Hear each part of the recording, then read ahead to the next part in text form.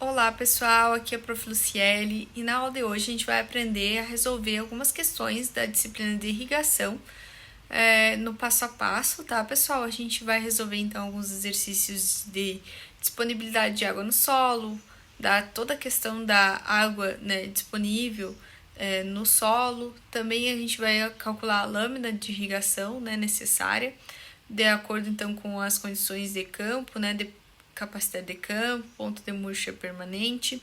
A gente vai ver também alguns exemplos, né, de escolha dos aspersores, de acordo com a intensidade de aplicação de água, qual aspersor, né, que a gente deve escolher, considerando a nossa velocidade de infiltração básica do solo, e também vai aprender a calcular a vazão, né, de acordo então com o diâmetro do bocal do aspersor, tá bom?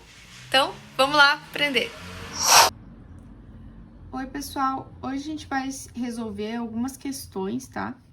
Que são da prova de irrigação e drenagem e são sobre os conteúdos de água no solo, escolha de aspersor, disponibilidade de água no solo, parâmetros físicos e hídricos, toda essa parte, então, da disciplina de irrigação. Vamos lá! O primeiro exercício diz o seguinte: considere os aspersores listados na tabela a seguir e defina qual modelo poderia ser utilizado em uma área cujo solo possui uma VIB, que é a velocidade de infiltração básica, de 8 mm por hora. Apresente os cálculos e explique o porquê. Bom, ali eu tenho, então, uma tabela, né, das características dos meus aspersores e eu vou ter que escolher, né, qual o aspersor ele pode ser utilizado nessa área de acordo com a VIB. Primeira coisa que a gente tem que saber, né, que a escolha, ela depende, então, da intensidade de aplicação. A intensidade de aplicação da água, ela tem que ser menor ou igual à nossa VIB. Por quê? Porque se ela for maior, vai causar problemas de escoamento, né? A água não vai sobrar água, desperdiçar água. Então, a gente quer que a água infiltre, né? Toda a água que a gente irriga, infiltre e esteja disponível para as plantas e não cause o escoamento que vai causar os problemas de erosão e tudo mais que a gente conhece. Então, vamos fazer os cálculos, né? Vamos fazer a intensidade de aplicação para cada um dos aspersores e dizer qual que a gente vai escolher. Bom, para o aspersor 1, a intensidade de aplicação vai ser a vazão em metros cúbicos por hora. Já tá em metros cúbicos por hora a vazão, senão a gente teria que converter, né? Então, já está em metros cúbicos por hora, tá? Então, para o aspersor 1 vai ser 0,25 dividido pelo seu espaçamento. O espaçamento é 6 por 6. E isso aqui multiplicado por 1000. Então, a intensidade do 1, a intensidade de aplicação do aspersor 1 vai ser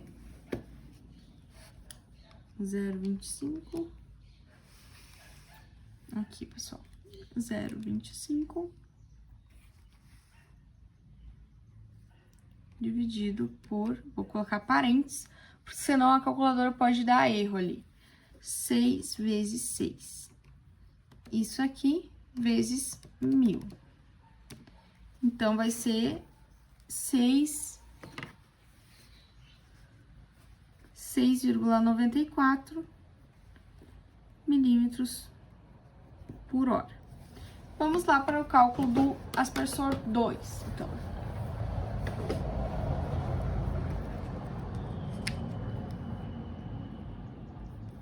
Para o aspersor 2, a intensidade de aplicação vai ser a vazão 0,42 dividido pelo espaçamento 6 por 12 vezes 1000. Então, vai ser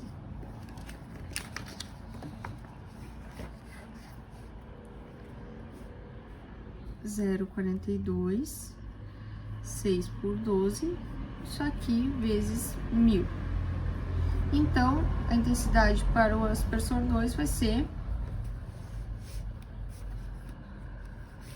0,42 dividido por 6 vezes 12. Isso aqui vezes 1000. 5,83 milímetros por hora. E agora, para o aspersor 3,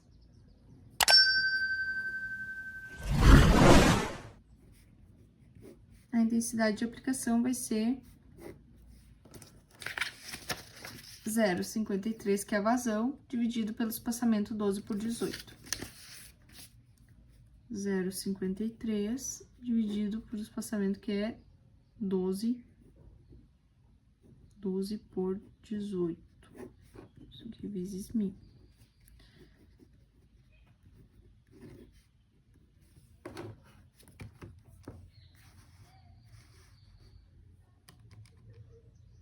Zero 0,53 dividido, coloco os parênteses, 12 por 18 vezes 1000.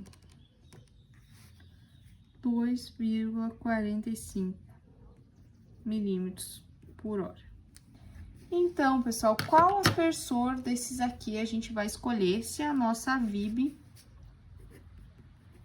que o problema me deu, é 8 milímetros por hora? A gente vai escolher, então, o aspersor que for menor, a intensidade de aplicação menor ou igual a VIB, né? Mais próxima possível. Por quê? Pra gente otimizar a nossa irrigação e melhorar, então, a eficiência, né, da irrigação. Otimizar, melhorar a eficiência, irrigar em menos tempo, né? Então, a gente vai escolher, né, para nossa área, o aspersor número 1.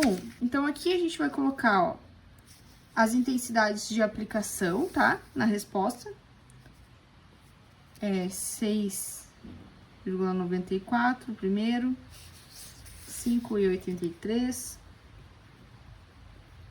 e 2,45. Então, qual aspersor a gente vai utilizar? O aspersor 1, porque a intensidade de aplicação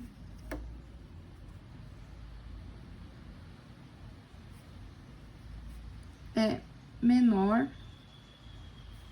e mais próxima da velocidade de filtração básica do solo. Então, essa é a resposta, então, da questão 4, né? E essa vai ser, então, uma resposta. Qual aspersor vai ser escolhido? Foi o aspersor 1, porque a intensidade de aplicação foi menor e mais próxima da nossa VIB. Então, agora a gente vai para outra questão.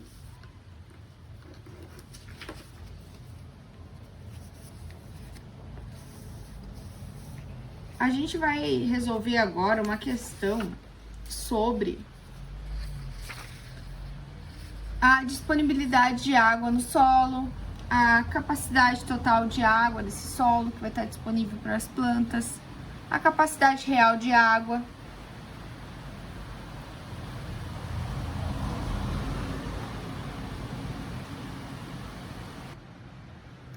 Então, a gente vai resolver essa questãozinha. Vamos lá. Considerando uma área que possui evapotranspiração de referência de 6 milímetros por dia, a evapotranspiração da cultura é 5 milímetros por dia, a eficiência da aplicação é 85% da irrigação por aspersão, né?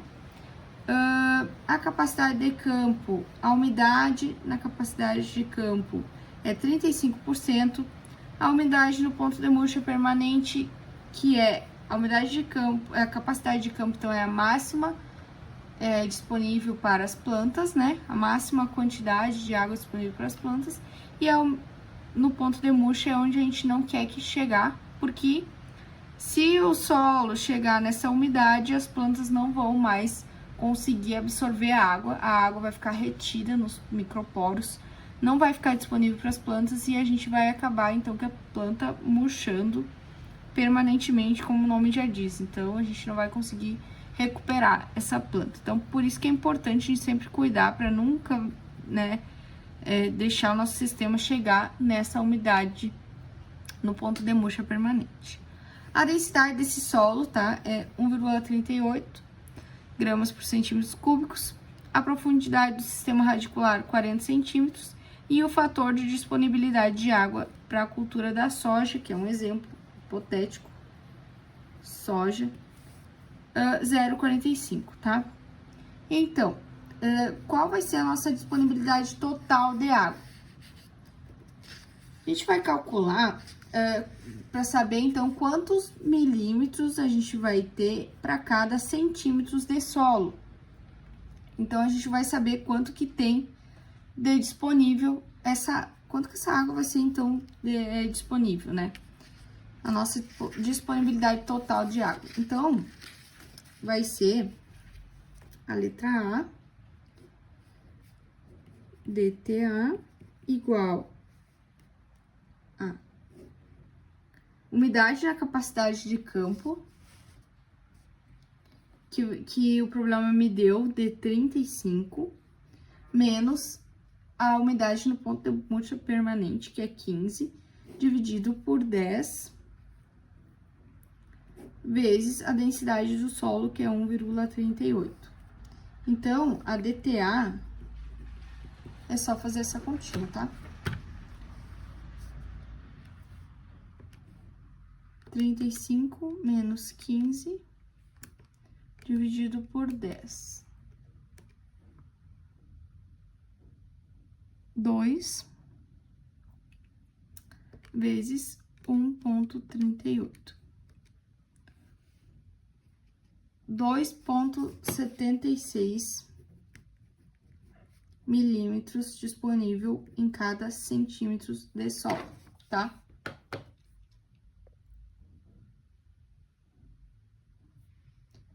Então, agora a gente vai calcular a nossa capacidade total de água. Nossa capacidade total de água vai ser a disponibilidade total de água vezes o nosso profundidade do sistema radicular. Então, com a profundidade do sistema radicular, a gente consegue saber quanto que a planta vai conseguir mesmo absorver, tá? Porque se a água ela vai estar muito, né, profundamente, já vai ter infiltrado, a gente, dependendo da profundidade do sistema radicular, ela não vai conseguir, né, absorver essa água. Então, a nossa capacidade total de água depende do nosso profundidade do sistema radicular. Vai ser 2,76 milímetros por centímetros, multiplicado pela profundidade do sistema radicular, que é 40 centímetros. Centímetros com centímetros pode ser cortado, então a nossa CTA vai ser 2,76, já tá ali, vezes 40. Vezes 40. 110,4 milímetros, que a gente tem, então, de capacidade total de água. Eu vou colocar os valores aqui, tá? 2,76, 110,4. Agora, a gente vai calcular a nossa capacidade real de água. Por quê? Ela vai variar de acordo com o coeficiente do F.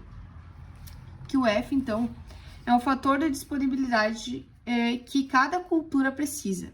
Porque existem culturas que são mais sensíveis ao déficit hídrico e existem culturas que são mais resistentes a esse déficit hídrico. Então, por isso que a gente tem que considerar ele aqui na hora de calcular a nossa capacidade real de água, que realmente vai ter disponível para as plantas, tá? Porque se for uma cultura muito sensível, né, essa capacidade de água que a gente tem, ela não vai conseguir absorver. Então, a gente tem que considerar sempre esse fator de disponibilidade de água de cada cultura, né? Que é quanto que cada cultura precisa. Se ela é mais resistente ou se ela é mais sensível ao déficit hídrico. Bom, então o nosso CRA vai ser CTA, que é 110 110,4 vezes o F que o problema me deu, que é 0,45. 110,4 vezes 0,45. Vai ser, então, 49,68 milímetros. A nossa capacidade real de água para essa cultura, que nesse caso é a soja. Por quê? Porque vocês viram, ó, tem 110,4, mas a planta só vai conseguir absorver até esse ponto aqui. Porque o demais a planta não vai conseguir absorver, devido também à sua profundidade do sistema radicular e devido ao fator de disponibilidade hídrica. Então, a nossa CRA vai ser 49,68. A nossa irrigação real necessária, ela é geralmente menor ou igual à capacidade real de água, tá? Nesse caso, a gente vai utilizar o mesmo valor, né? Pra gente conseguir, então, fazer os demais cálculos, né? Ela tem que ser igual à nossa capacidade real de água, tá?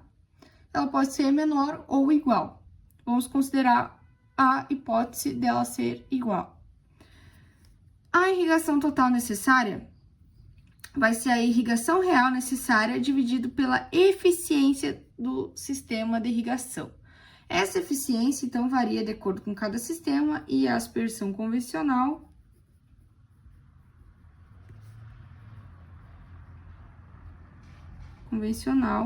é em torno de 80 a 85%.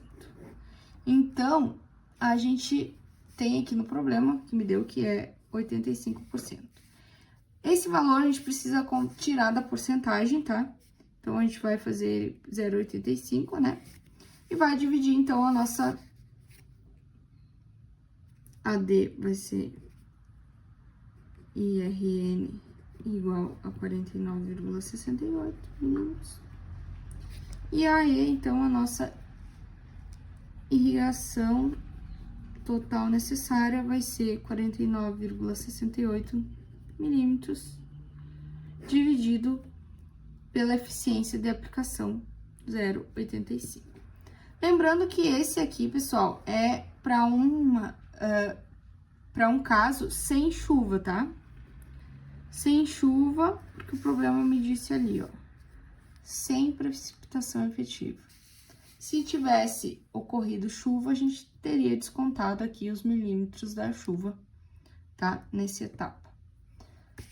Então, a irrigação total necessária vai ser sempre, então, maior, né, do que a real, porque o sistema não vai ser 100%.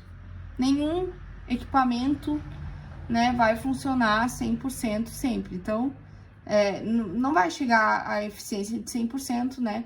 Então, a gente sabe que ocorrem perdas durante a aplicação da irrigação e a gente precisa considerar essas perdas, tá? Pra gente não tá aplicando uma quantidade menor de água que vai acabar faltando água e a planta vai acabar morrendo. Então, 49,68 dividido por 0,85. Então, a gente vai precisar irrigar 58,44 milímetros. O efetivo em irrigação total necessária vai ser essa quantidade de água, tá? Vamos colocar aqui. Irrigação total necessária, 58,44. E agora a frequência, né, de irrigação, ou o nosso turno de rega. Nosso turno de rega, ele vai ser, então, a nossa capacidade real de água dividido pela ETC, evapotranspiração da cultura. Vai ser, então, 49,68 dividido pela ETC, que nesse caso o problema me deu, que é 5 milímetros por dia. Então, a gente vai ter um turno de rega, né? 49,68 dividido por 5. 9,93 dias. Tá, mas peraí, 9,93 dias. 9 dias e 93 93 horas não, mas é quase 10 dias, né? Mas vejam, não é 10 dias, é 9 dias e algumas horas. Se a gente colocar nosso turno de rega para 10 dias, vai faltar água aqui, porque aqui não era 10, era 9 dias e algumas horas. Então, a gente considera nosso turno de rega para menos, sempre o valor inteiro é menor que 10, então 9 dias, para evitar de faltar água. Evitar, então, evitar de chegar, de faltar água e chegar no ponto de múltipla permanente. Então, a gente vai dimensionar sempre para menos, tá? Vai ser, então, 9 dias, meu turno de rega. Então, minha frequência de irrigação. Tenho uma área aqui, né, que é irrigada, eu vou irrigar ela a cada 9 dias, nessas condições que a gente acabou de calcular, né, para um exemplo hipotético da cultura da soja. E agora, vamos para a nossa última questão, tá?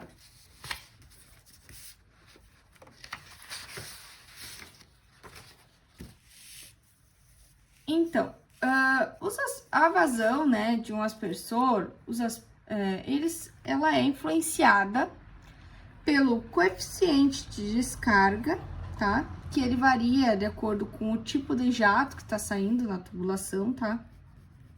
Então, ele afeta-se o jato da água, a área da tubulação, né, do aspersor, e a velocidade de escoamento da água, né, nesse caso. Então, um aspersor, né, se a gente aumentar a pressão de serviço dele, a água vai acabar saindo com uma velocidade maior. E essa velocidade maior, ela vai influenciar o quê? Na nossa vazão, né? A vazão é o coeficiente de descarga, a área da seção e a velocidade. Então, se a gente aumentar a pressão, né, vai aumentar aqui a nossa vazão. Se a gente diminuir a pressão, vai sair a água mais lentamente. E aí, a gente vai ter uma queda na nossa vazão. Outra coisa, né, se a gente trocar o nosso diâmetro. Se a gente tem um diâmetro aqui no exemplo de 8 milímetros. Se a gente aumentar esse diâmetro para 10, a água vai estar saindo mais quantidade de água por uma área maior, né? Então, vai também aumentar essa nossa vazão, né? Vai estar saindo mais quantidade de água, vai aumentar a nossa vazão. Então, por isso que a gente precisa considerar esses fatores, né? A gente precisa saber calcular a nossa vazão, tá? De acordo com as características do meu aspersor, porque se eu precisar regular a vazão aqui, né, eu vou ter que trocar os parâmetros, né, nessa conta. Então, se eu precisar trocar o diâmetro, eu vou ter que calcular a nova vazão. Se eu precisar trocar a pressão de serviço também, então eu preciso saber fazer essa conta. Então, vamos lá, vamos calcular a nossa vazão para um coeficiente de descarga de 0,8 vezes a área, né, com um bocal de diâmetro de 8 milímetros. Só que a gente vai saber a vazão em metros cúbicos por segundo, tá? A gente vai ter que ter o diâmetro em metro, né, o diâmetro vai ter que estar em metro. Aqui a gravidade vai ser 9,81 metros por segundo, e a pressão de serviço 30 metros de coluna de água.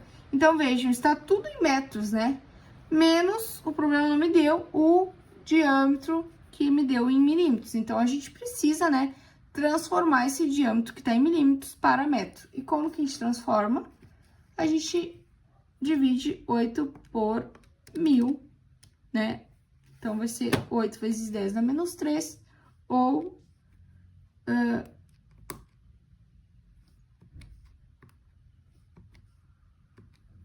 0,008, tá?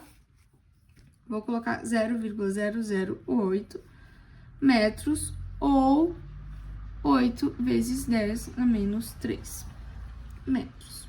Isso aqui é a mesma coisa, tá? Ou isso, ou isso. Tudo isso aqui é transformação, então, de milímetros para... Então, pessoal, para calcular a nossa vazão, a gente vai aplicar os valores da fórmula, né? Que a gente já converteu aqui, o diâmetro de milímetros para metros. E vamos aplicar e resolver a nossa vazão. Vou resolver passo a passo para a gente não se perder na calculadora, tá bom? Primeiro, eu vou fazer, então, o π vezes... Opa, apaguei sem querer. Π vezes o diâmetro. Vou colocar aqui entre parênteses para não ter problema de dar algum erro. Ao quadrado, tá? Fecha parênteses.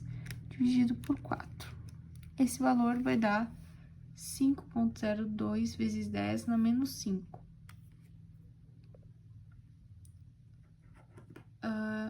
E agora, eu vou fazer vezes essa raiz aqui, tá?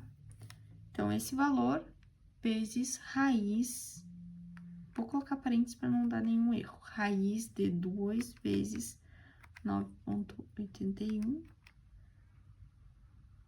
vezes 30.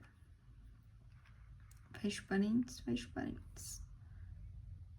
Isso aqui vai ser vezes o nosso CD. Então, vai ser vezes 0,80. Então, vai dar 9, a vazão vai ser 9,75 vezes 10 na menos 4 metros cúbicos por segundo. Bom, é só colocar, então, separadamente na calculadora, né, os valores. Eu coloquei aqui essa parte junto aqui, mas se quiser pode fazer separado, tá? Para evitar de dar algum erro. E esse aqui vai ser o valor da nossa vazão nas casas aqui, vezes 10 a menos 4. Ou a gente pode apertar na tecla Shift, Eng, que ele vai voltando as casas, ó. Aqui seria, ó, sem nenhuma casa, tá? Que seria o valor real. Então, seria o quê? Vazão igual a 0,00097 metros cúbicos por segundo. E essa é a notação, então, essa é uma notação, essa aqui é o mesmo valor, só que aqui está em notação científica ali de 10 a menos 4. Tá bom? Então, aqui tá a resposta, né, da nossa questão 7, a vazão 9,75 vezes 10 a menos 4 metros cúbicos por segundo. Então, por hoje era isso, pessoal. Eram as respostas objetivas dessas questões aqui, de escolha do aspersor, vazão, disponibilidade de água no solo, né? Então, tá aqui o nosso gabarito, tá? Obrigado e até o próximo vídeo.